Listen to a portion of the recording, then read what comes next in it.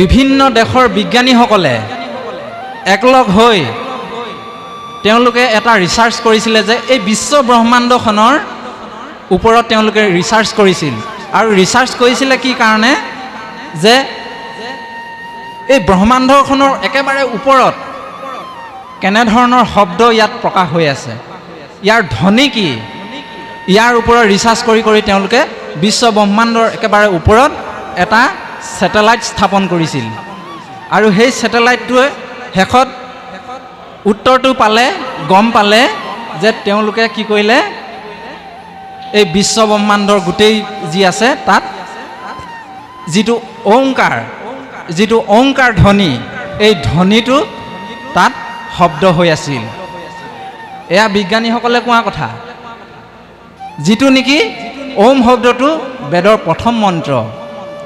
ওম নমো ভগৱতে বাসুদেৱায়।